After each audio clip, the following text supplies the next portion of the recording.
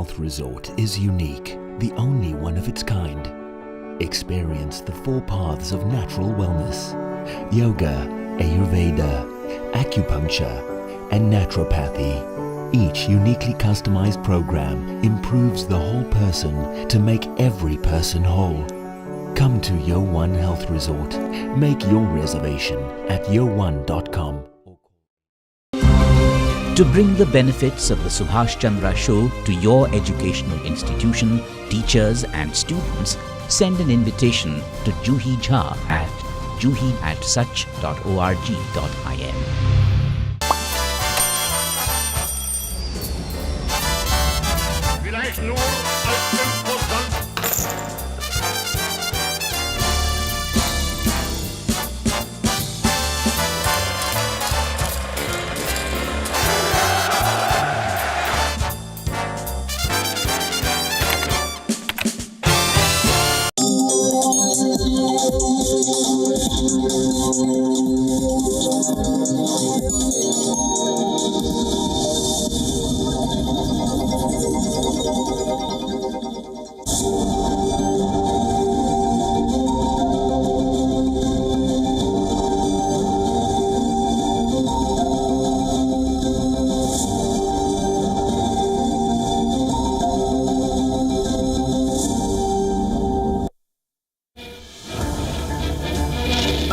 प्रथम आक्रामक हुए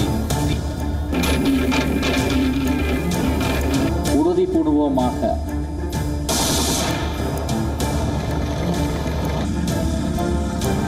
ශ්‍රී ලංකාව බිහි කර තිබෙන ඓතිහාසික අවස්ථාවක්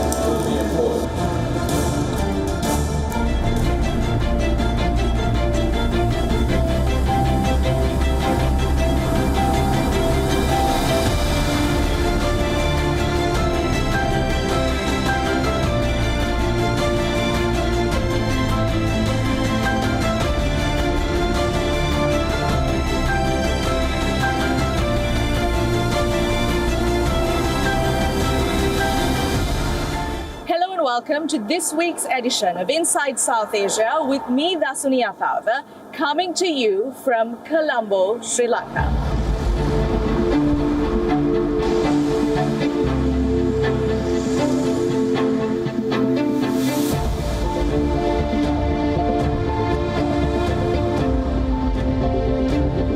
දේශපාලන වශයෙන් මේ වෙලාවේ විප්ලවයක් ඇති සමා මේක දායකත්වයේ ප්‍රජාතන්ත්‍රයේ රාමුතුල කළා.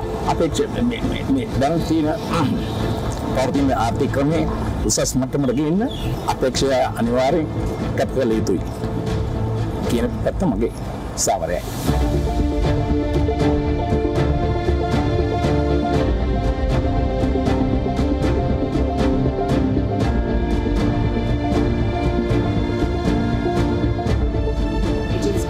A close fight.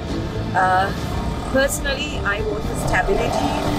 The country has been through a lot, from the East bomb attacks to the Arakalaya, as you all know. So I just don't want to see another upheaval coming soon. So I vote for stability.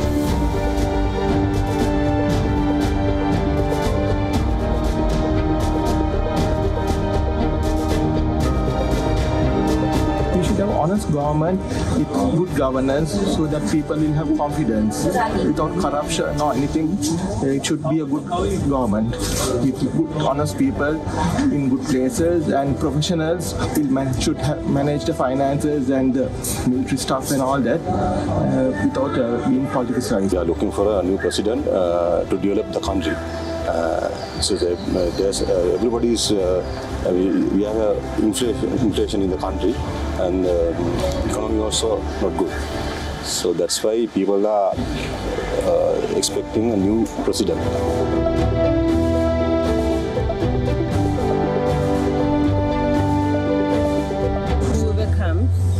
think they have to think about the country and the people who lives here, because everyone is having a hope, thinking that okay, the person who's going to take the next step, so he will do something to the country, even for the people. So hope for the best.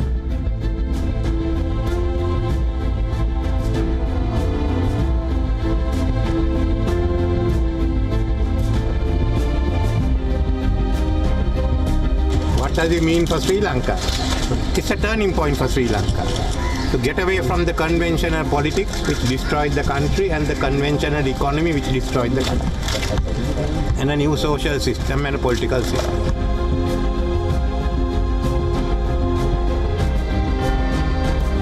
All I can say is democracy will be victorious, and for everyone to be very calm and collected and promote and champion democracy.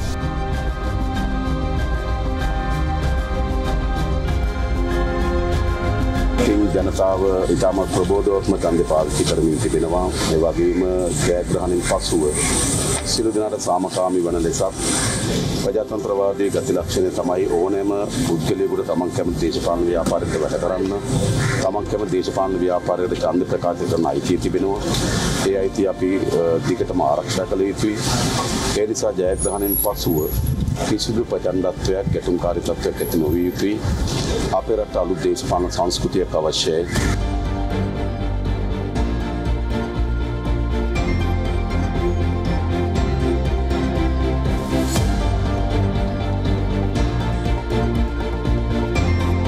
During the economic crisis, of course, we had the disruption of electricity and fuel supplies, and economic conditions were very dire. The current economic conditions over the past 2 years since then have certainly been better, but the after effects of the crisis continue to increase. This would also mean that any new government that comes into power now would also face a very uphill task of having to ease this economic burden.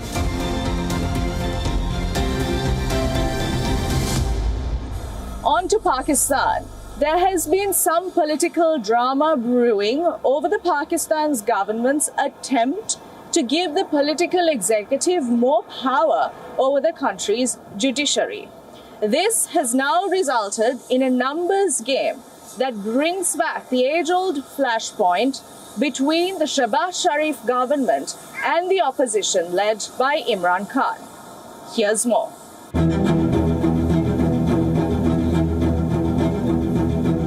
Pakistan PM Shehbaz Sharif's turn to try and repeat an old political executive control of the judiciary formula. At the heart of it, an effort by Sharif to extend the tenure of Chief Justice of Pakistan, basically his man, Qazi Faiz Issa. Over the last couple of years, Issa has cracked down frequently on opposition PTI chief Imran Khan and dismissed cases against Team Sharif. Ensuring that Issa continues would be a protection of sorts. Take a look at some of the proposed amendments. Retirement age for Supreme Court judges is proposed to be increased to 68 from the present 65. The Chief Justice of Pakistan is to get a 3-year term. A parallel federal constitutional court will be established alongside the Supreme Court. Authority to appoint the Chief Justice of the Supreme Court and the Chief Justice of the Constitutional Court will be transferred to the Prime Minister based on the recommendations from an 8-member committee from the National Assembly. But getting the amendment through Parliament needs a 2/3 majority, both in the lower house, the National Assembly, and the upper house, the Senate. And that's easier said than done. The Pakistan National Assembly has a total strength of 336 members, which means a 2/3 majority is at 224. Of this, the government coalition has a strength of 212, falling 12 short of a 2/3 majority. The answer and the politics was here. Through several days last week, all roads led to the residence of opposition leader Jamaat Ulema-e-Islam Fazl Chief Maulana Fazlur Rahman, a bid to woo his critical 8 members. He gets his moment in the sun, a decisive role in whether the Sharif government is able to take things forward. The issue has raised a lot of questions about political interference in Pakistan's judiciary. But it must be noted that this is not the first time such questions have been raised on the independent functioning of the Pakistani judiciary. Prime Minister Shehbaz Sharif pushes an extension for Justice Issa, just as former Prime Minister Imran Khan had pushed a similar extension for then Chief Justice Umar Ata Bandial. Both have depended on so-called protection from the law. Imran Khan, meanwhile, pushes for his man, Syed Mansoor Ali Shah, also called Smash. Smash is Justice Issa's successor, who is known to favour the cricketer-turned-politician. Imran obviously wants Issa out and Smash in. Because in Pakistan, independence of the judiciary has always been a non-starter, as successive governments look to use the judiciary as proverbial protective armour against the law. Jammu and Kashmir recorded 59% of voter turnout in the first phase of the assembly elections. This is the first assembly election in 10 years and the first since the abrogation of Article 370. Here's what voters had to say after casting their votes.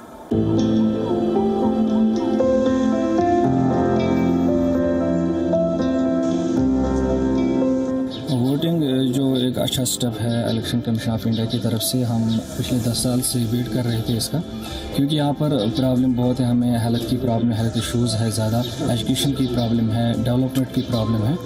तो इससे क्या होगा कि हम एक अच्छा representative चुन सकते हैं, जो हमारी जो ये सियासत है, ये हमारी घरों तक आनी चाहिए, हम फ्रीली वोट करने चाहिए। आई थिंक वोट करना हर किसी का राइट है और अच्छी अपॉर्चुनिटी, अगर 10 साल के बाद लोगों को अपॉर्चुनिटी मिल रही है एक इलेक्टेड बॉडी और इलेक्टेड रिप्रेजेंटेटिव को सिलेक्ट करने का, जो कल आपकी बातों को सुने, जो कल आपके मसाइलों को सुने, जो कल आपको हेल्प करे, जो नॉट आपको हेल्प करे, जो स्टेट को ऑल्सो हेल्प करे आगे जाने में। I think it's a good moment, good opportunity. जो हमारा जो आर्टिकल था एब्रोगेशन के बाद जो पहली बार इलेक्शन हो रहे हैं असेंबली इलेक्शन, और लोगों को उम्मीद है कि कश्मीर में जो बहुत सारे मसाइल है, सबसे बड़ा मसाइल जो है बेरोज़गारी का मसला है। हम उम्मीद रखते हैं कि अच्छी सरकार बननी चाहिए और हमारे लिए अच्छा सुकून होना चाहिए, क्योंकि हम बैकवर्ड इलाके के रहने वाले हैं, गरीब लोग हैं, हमें इसका कुछ फ़ायदा मिलना चाहिए। ये सोचना है कि कोई ऐसा पढ़ा लिखा कैंडिडेट आगे आए, अनपढ़ों को ला करके हमने क्या करना है, जिनका मतलब सोच ही छोटी होगी, लिमिटेड सोच होगी। आज कंप्यूटर का ज़माना है, आज आपके पास अगर कोई आएगा तो वो इंस्टेंट चीज़ मांगेगा, तो आज ये जो अनपढ़ जो लीडरशिप है वो प्रोवाइड नहीं कर सकती है। तो हमारा ये होगा कि हम ऐसे वोटर को चुनें जो पढ़ा लिखा हो, जो आपकी रिप्रेजेंटेशन प्रॉपर्ली करता हो, जो आपका टेस्टेड हो, उस वोटर को देख करके हम। Let's now take a look at Bangladesh's worsening economic crisis and aftermath of its turmoil. The country's interim government is seeking emergency financial assistance from international lenders to help bolster the country's dwindling foreign reserves. Major defaults are looming in the country's economy. Here's the story.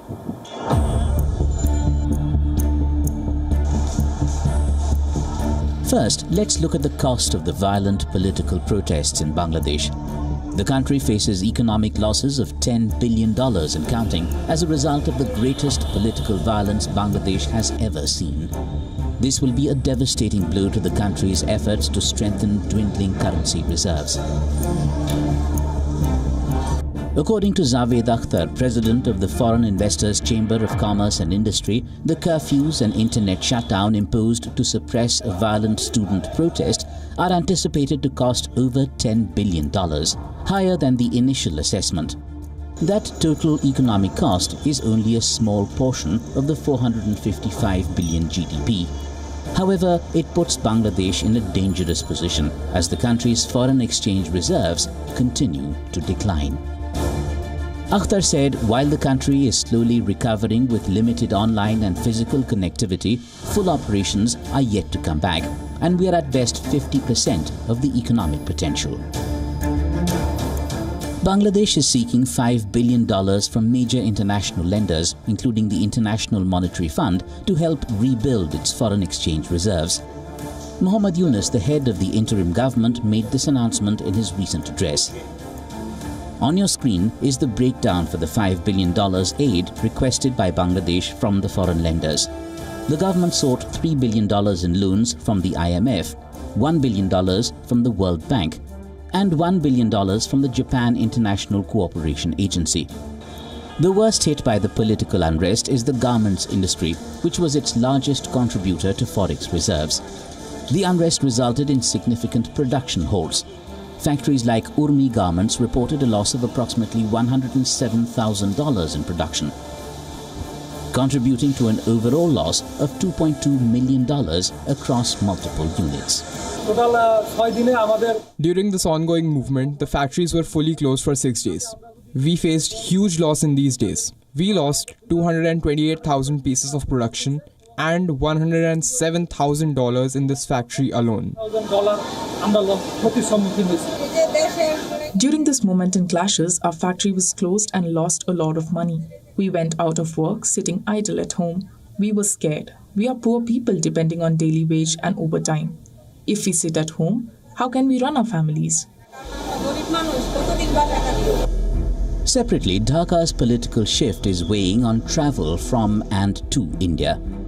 Media reports show a noticeable and significant drop in passenger travel along the once bustling train, bus and aviation lines between Bangladesh and India since the recent political transition in Dhaka. Stakeholders on both sides are worried about how this decline in tourism may affect trade between Dhaka and Delhi. According to the Bangladesh Railway, the Ports Authority and the Civil Aviation Authority of Bangladesh (CAAB), there's been a marked decline in the number of passengers. The number of flights departing from Dhaka for big Indian cities like Delhi, Kolkata and Mumbai has reportedly fallen by 60 to 70%. For now, the country is grappling with a deepening financial crisis, and the new administration needs to focus on bringing the economy out of its current mess. Job opportunities in Afghanistan is in its lowest ebb, and the desperation is visible. The youth of the country are resorting to various odd jobs in hazardous situations that virtually go nowhere. The country's employment opportunities have virtually collapsed under the Taliban regime.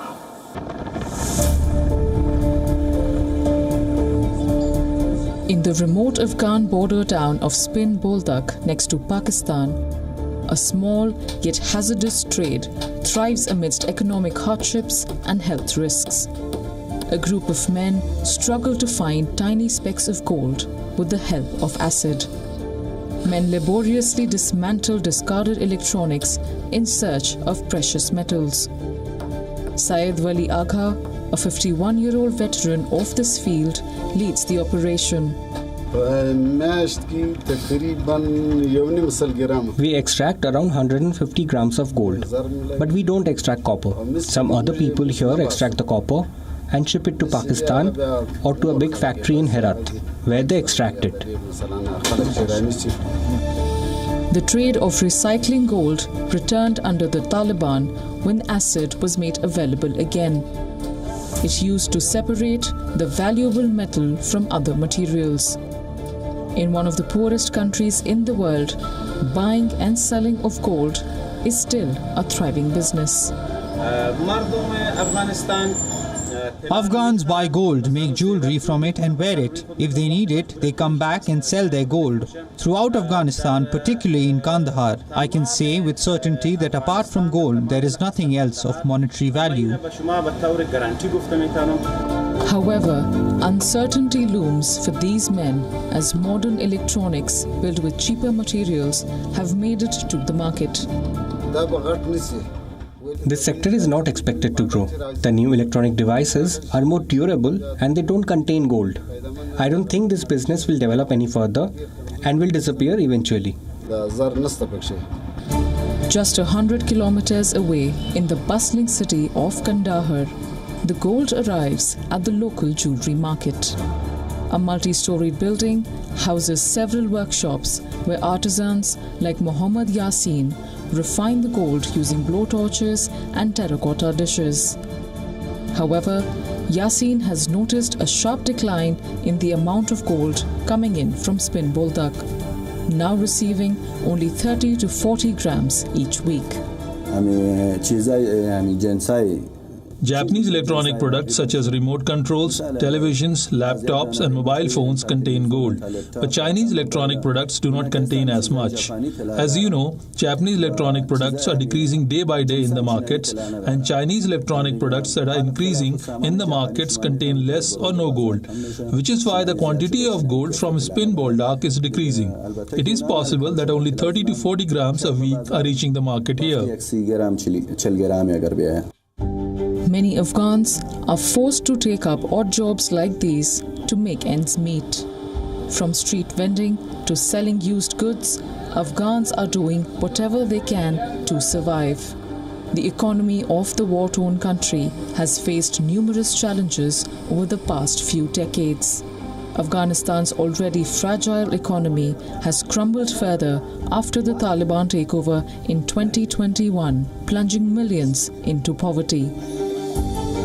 According to the United Nations Development Programme, 85% of the population in Afghanistan is living below the poverty line.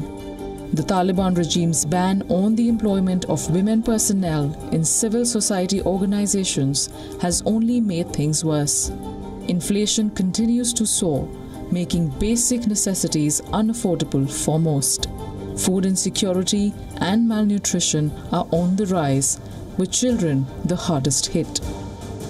On the other side, an opportunity for millions of Afghans remains untapped.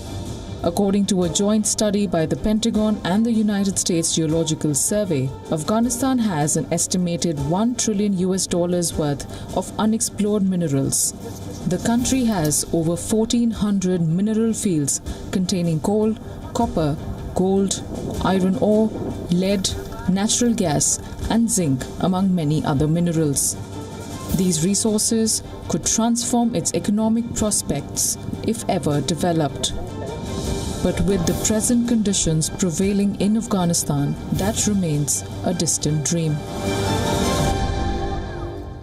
And that's all we have on our show for you this week. Before we leave, take a look at this colorful festival in the Kingdom of Bhutan that celebrates the lineage of Tibetan Buddhism in the country. For the WION team, I am Dasuni Athauda, and I will see you next week.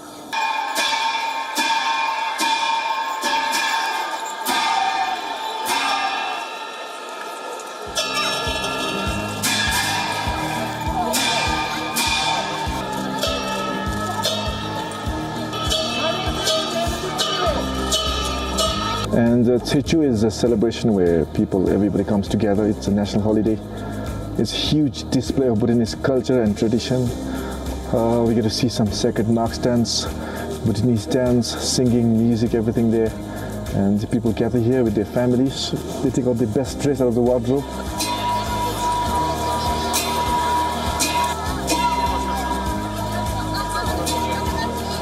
The most beautiful part of coming to this Techu is that we bring our own lunch and we have it with our family while watching the Techu inside the dzongs.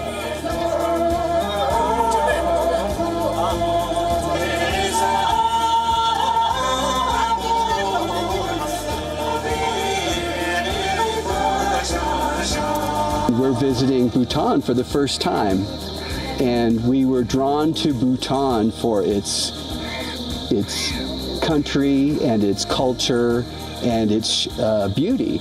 And mainly we heard that Bhutan was the happiest place on earth.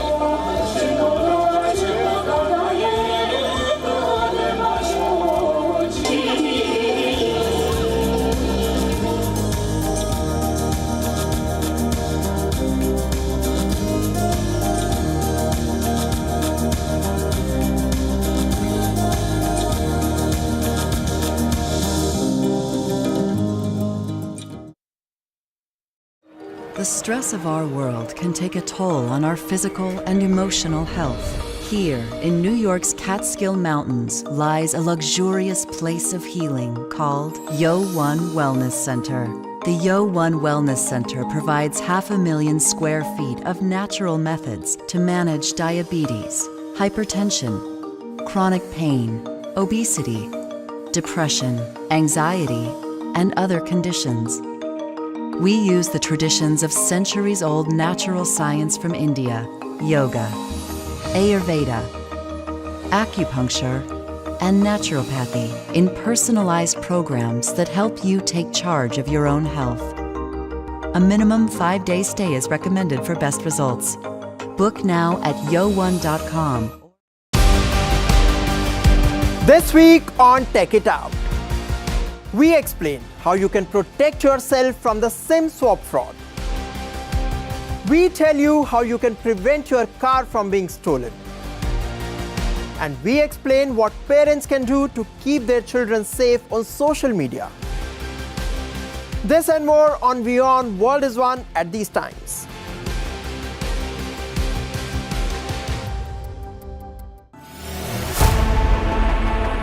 Know more, understand better, think ahead. Hello and a very warm welcome. You are watching Gravitas with me, Molly Gambhir.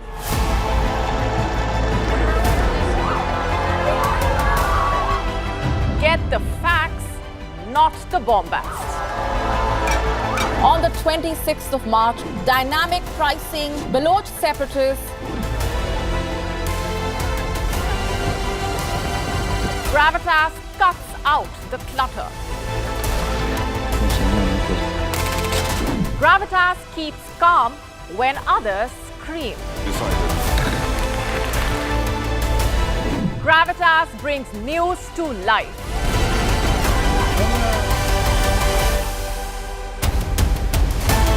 Weekdays, 9 p.m. IST, 3:30 p.m. GMT. Gravitas. Seeing is believing. Sri Lanka gears up for a pivotal election. The first since the 2022 financial meltdown. 38 presidential candidates in the fray. At stake, revival of an economy in turmoil, corruption and a huge cost of living crisis. Who will get the mandate to take the reins? Stay with WION as we bring you the very latest in election coverage live from Sri Lanka.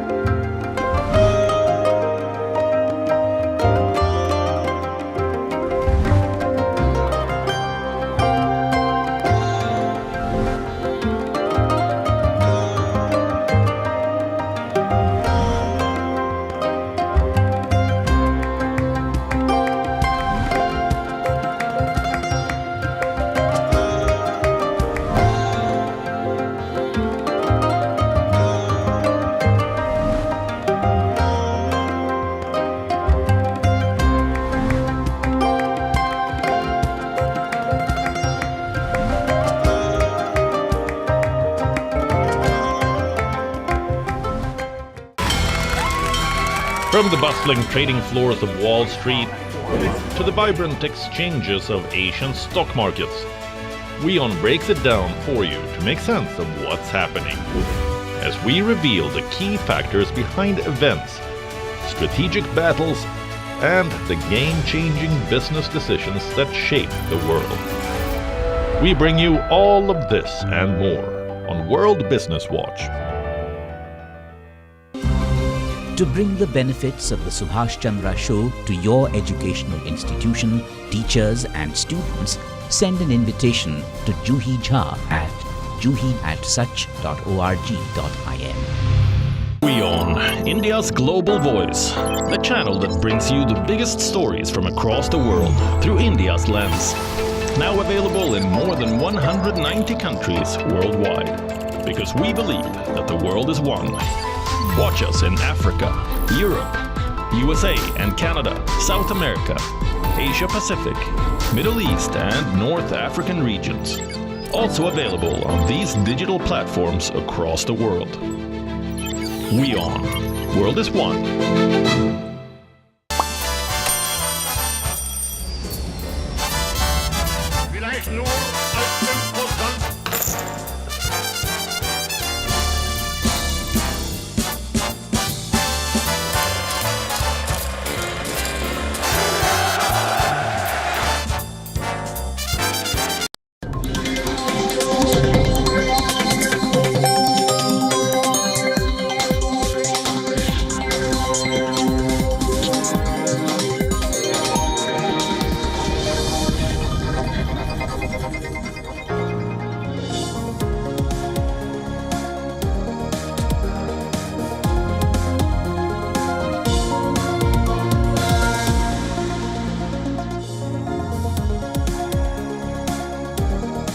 Hello and welcome. You're watching WION World is One. My name is Mohammed Saleh, and let's start this broadcast by taking a quick look at what is making headlines at this hour.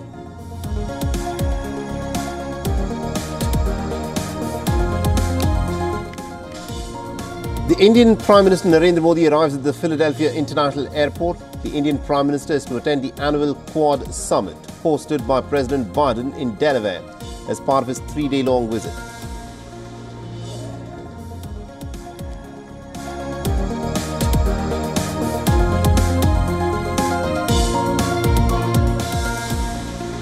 The counting of votes begins in Sri Lanka. The island nation has recorded a voter turnout of about 70% in the presidential elections.